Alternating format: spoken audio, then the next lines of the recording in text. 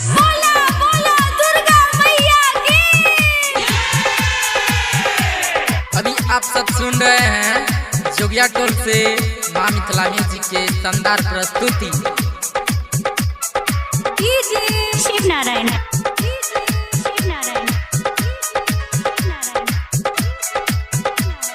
बोला बोला दुर्गा मैया की।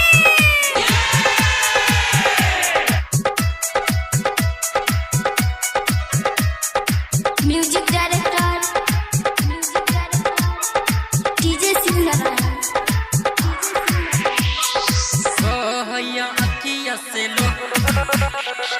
छोरी के जचे माँ हमारा कन्हैया बहैया अखिया से लोहर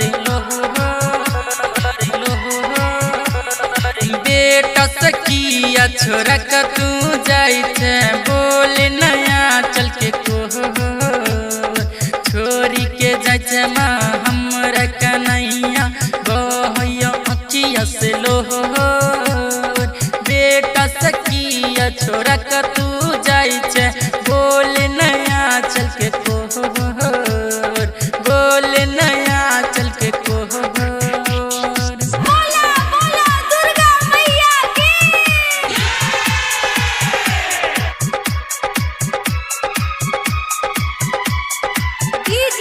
शिव नारायण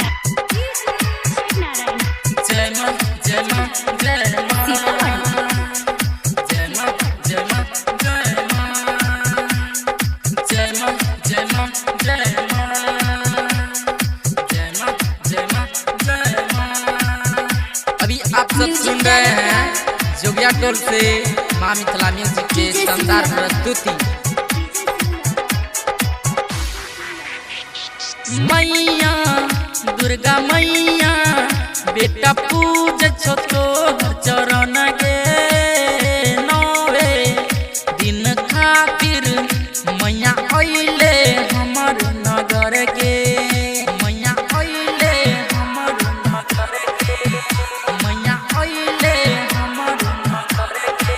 हाँ मैया दुर्गा मैया बेटा पूज छो तोहर चरण गे नवे दिन खातिर मैया अइले हमर नगर गे। मैया भवानी तू जग कल्याणी तू तोहर नाम तो सगरो मासोर बेटा सखिया छोरा का तू जाई छे बोल नया चल के कोहर। छोरी के जाई छे माँ हमरा कन्हैया बहैया अखिया से लोहर बेटा सखिया छोरा का तू जाई छे बोल नया चल के कोहर।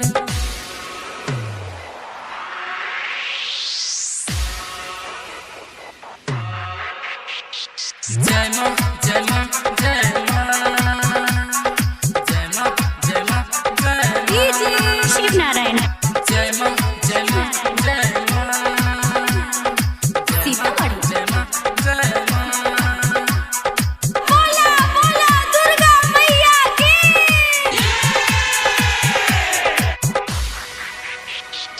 लाले लाल चूरी लाल छो माग चुनरिया गाँव में हमरा अइले मागे कक बाग के सबरिया हमरा अइले मागे कक बाग के सबरिया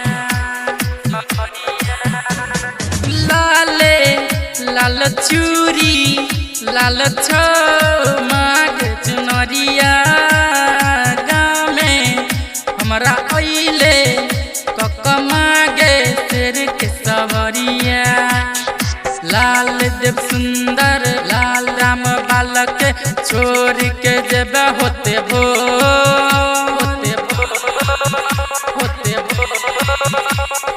बेटा सखिया छोरा का तू जाई छे बोल नया चल के कोहर।